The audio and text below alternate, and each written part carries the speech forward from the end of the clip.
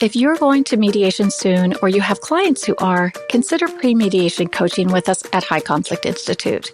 This is a brand new service we're providing, and here's why. Most people are unsure what will happen in mediation and how to prepare for it, especially in a high conflict mediation. Studies show that regardless of the skill level of your mediator, learning a few key conflict resolution skills can increase your success of settling your matter out of court. Our pre-mediation coach will work with you in a 90-minute one-on-one session by Zoom or phone to help you learn to stay calm, to make reasonable proposals, and make decisions that can last. A small investment with significant positive outcomes.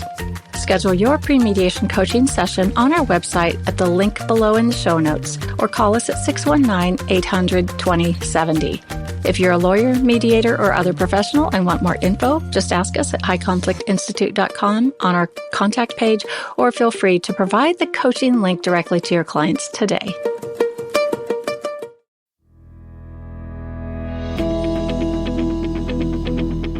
Welcome to It's All Your Fault on True Story FM, the one and only podcast dedicated to helping you identify and deal with the most challenging human interactions, those with someone who may have a high conflict personality. I'm Megan Hunter, and I'm here with my co-host, Bill Eddy. Hi, everybody. We are the co-founders of the High Conflict Institute in San Diego, California.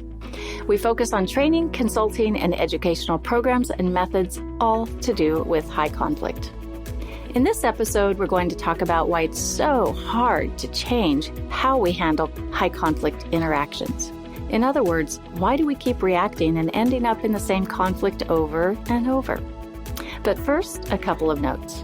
If you have a question about a high conflict situation, send it to podcast at highconflictinstitute.com or on our website at highconflictinstitute.com/podcast, where you'll also find all the show notes and links. Please give us a rate or review and tell your friends, colleagues, or family about us, especially if they're dealing with a high conflict situation. We're very grateful.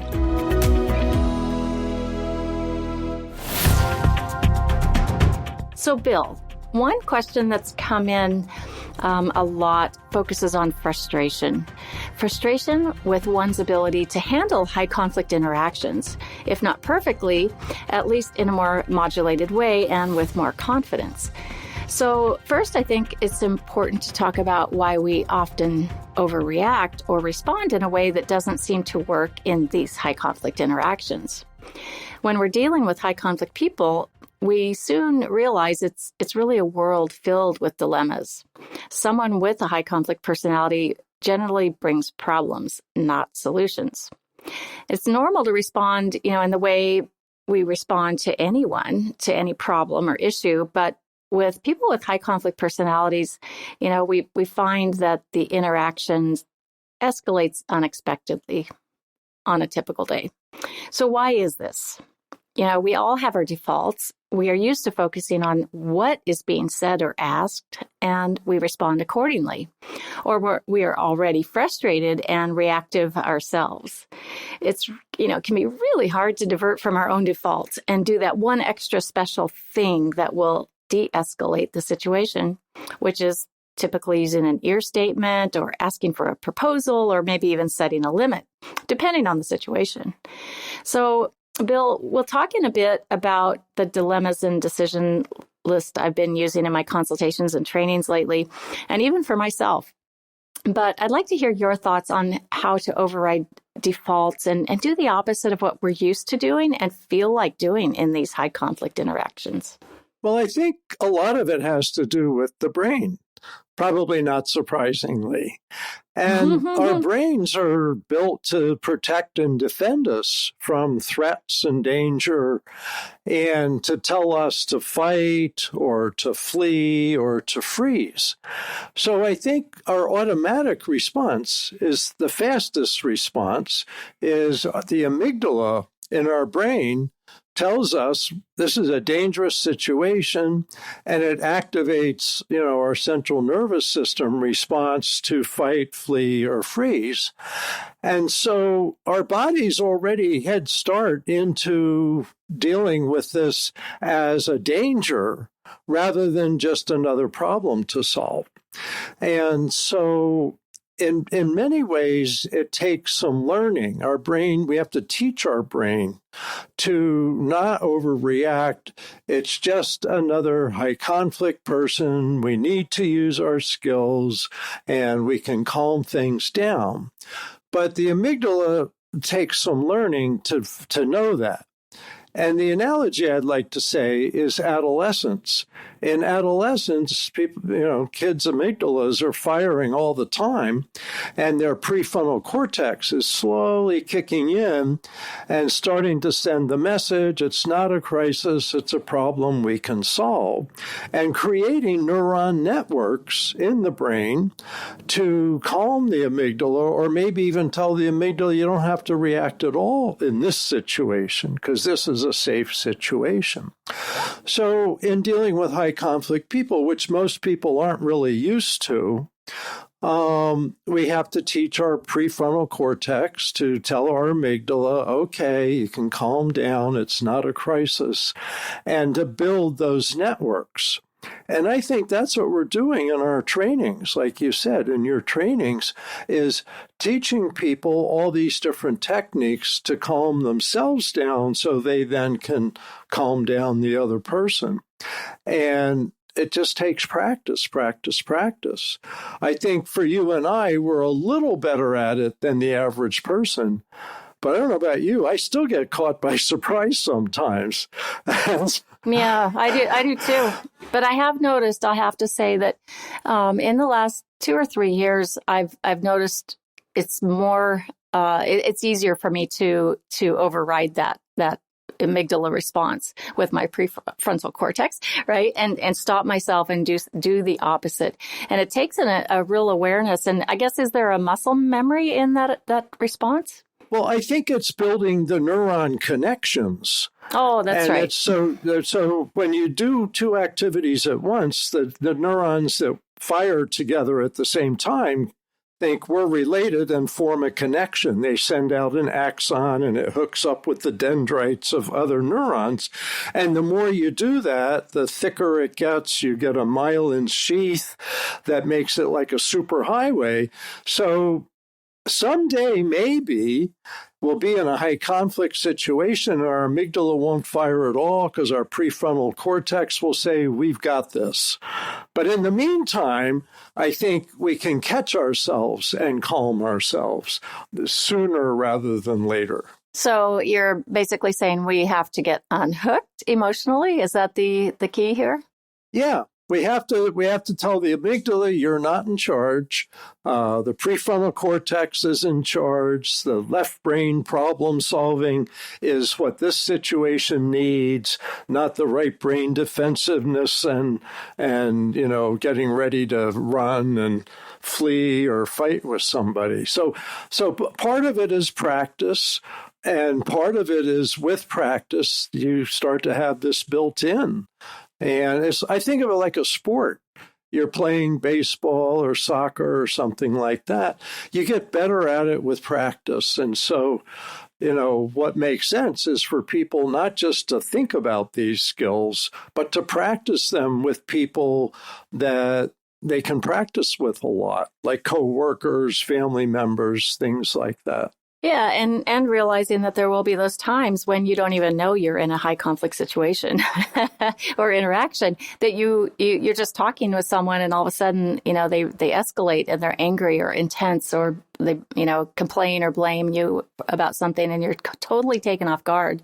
And, you do get, your amygdala does get, it does hijack. I guess it's the amygdala does the hijacking of the corpus callosum, right? The bridge over to the logical part of the brain. And so in that situation, you may not be able to think very clearly, but it's at that point, then you do have to step back and try to get unhooked emotionally and get that prefrontal cortex in motion. It's a decision. It's a thought you have to have.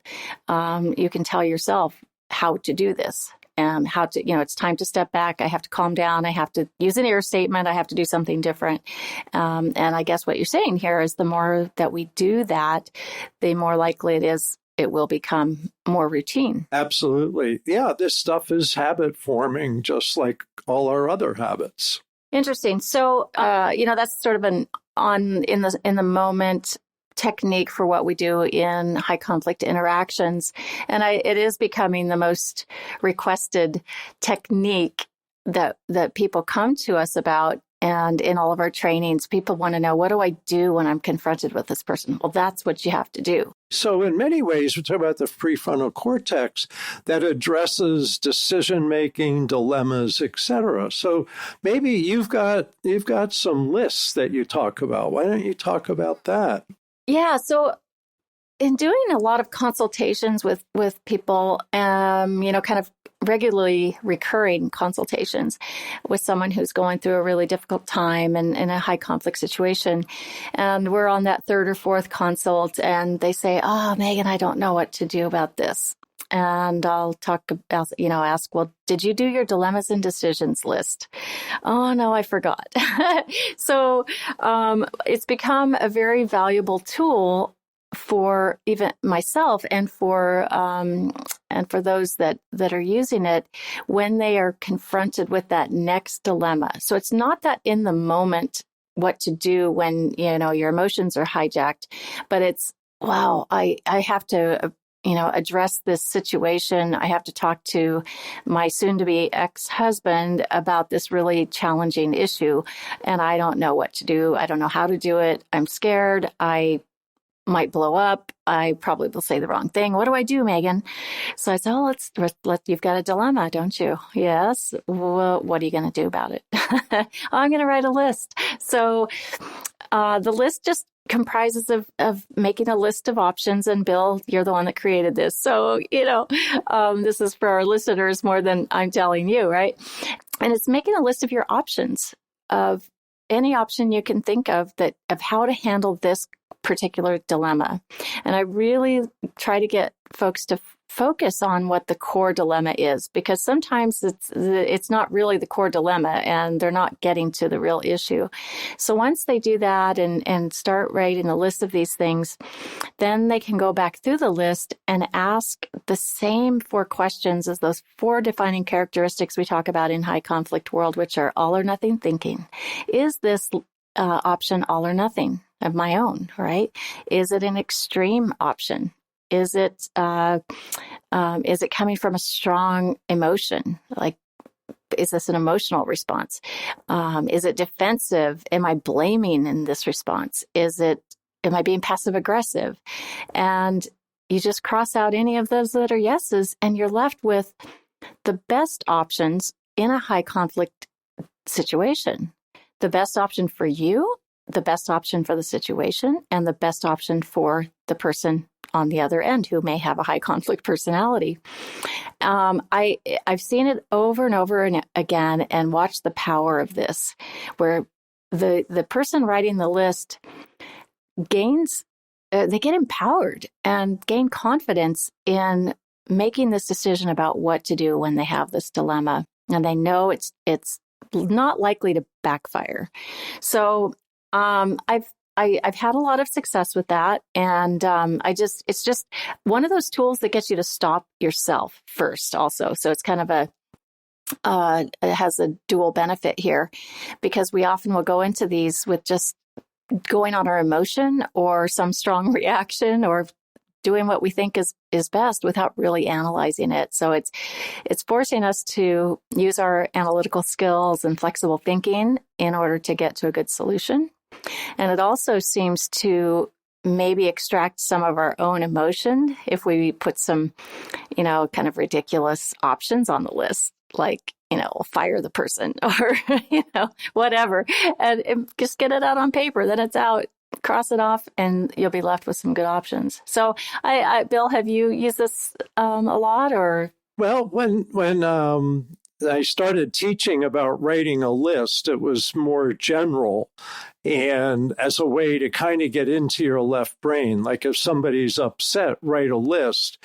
And people would say, a list of what? And I say, well, it doesn't even matter. You could write a grocery list and you'll calm down because you're kicking into your left brain with reading, writing, talking, listening kind of words and language.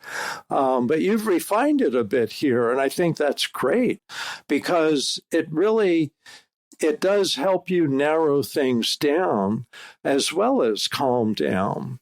And making decisions from a list is always, I think, a good way to go. Although after you've written your list, sometimes putting it aside, not even thinking about it, and your right brain starts thinking in the background of some more information you hadn't thought of. And then you go back to your list and make an even better decision. But I think with dilemmas, I like the idea of ruling out what doesn't fit, like you said. So if it's emotional reasoning and like fire the person or quit the job, and that's fine to write because you're just writing your own private list. And that sometimes loosens your thinking up. Like someone that's having a hard time at work, writing down quit your job is empowering, like you said, and they go, I don't need to do that, or I don't need to do that yet. But just knowing I could gives me a little more sense of power. So I think lists are a great way to go. And I think doing consultations, that really helps people focus their attention and feel stronger. So I think you're on to something good with that. Yeah, I really like it. I always encourage clients to, I send them a template of the, decisions, dilemmas and decisions in the list with a bunch of blank lines. And I say, make a copy of this, like an old fashioned copy, like we used to do in the past, and keep it wherever under your keyboard or, on a file or whatever. So you have plenty of copies. So when you have that next big dilemma and you don't know what to do, you can do this on your own. You don't have to come pay for a consultation with us, even though we love that. And we're always here for people. But, what we love to do is help people, learn these skills and to be able to stop themselves. And I think that's really the key here is how do we stop ourselves before we escalate a high conflict situation? It is really powerful. Having done them myself in my own dilemmas, I realized that, boy, I would have really escalated that situation if I had done this, what I originally intended to do, instead of stopping myself and doing the list. And that's what I've seen with our clients as well, is just, making good decisions that will de-escalate instead of escalate. Yeah, I think, it really helps slow the brain down to be writing. And I can think of many situations that if I'd reacted to right away would have been good. Now, a lot of people say, wait 24 hours before responding to a hostile email. And that can be good, but also the writing of your response helps you calm down. So what you're talking about really serves two purposes. One is calming yourself, but the other is focusing yourself. So any list, but, putting it into dilemmas and decisions can really help, even with some of the biggest decisions we have to make. Right. And often those decisions, one of the options will be to write an email or to, hold a meeting. And you can analyze those options and ask yourself, well, if I write an email, maybe it's because I'm trying to avoid having that one-on-one conversation, picking up the phone. Or if I do intend to pick up the phone or have an in-person meeting, I need to remember to use to use ear statements or to use proposals or any of the other techniques. So it's kind of like dilemmas and decisions list making can lead into the other skills that are necessary in high conflict situations. No, I think it's a good place to focus on. What's great about this, and for our podcast listeners, is you can use it right away. You can use it at any time, wherever you are, as long as you've got something you can write on, whether it's paper or your computer. It's a great way to help yourself without having to depend on others, especially when there's nobody else there. Right. I remember once being, kind of stressed out about a situation, and I had one small square piece of paper and a pen, and I wrote a list, and then I wrote over that list, and I wrote over it because I didn't have more paper. I never could read the list, but it sure felt good doing a lot of writing because it can extract that emotion. And writing is just a really, really healthy exercise. Let me just add something, is a lot of times when people are stressed, they try to do nothing, to not react. And I think what this is it's a good thing to do. It's empowering. So you're not just sitting there stewing, you're doing something. And maybe that should be a new technique. Don't be stewing, be doing. Oh, Bill, that's so good. These discussions always trigger new ideas. I know, and I wish our listeners could have the time with you that I get, because I've been privy to your natural marketing acumen all these years, and it just flows so naturally from you, and that's fun. Doing, not stewing. Don't be stewing, be doing. And you'll feel better. You'll do something. And writing a list and neutral something you can always do.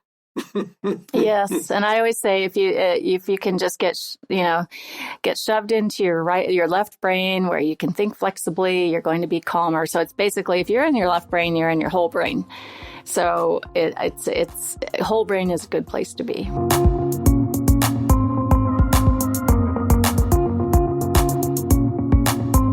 Well, listeners, I hope you've gleaned something helpful and useful, and I really encourage you to give it a try. And we thank you for listening to us. We know it's tough to be in these situations, but try doing a dilemmas and decisions list and let us know how it goes.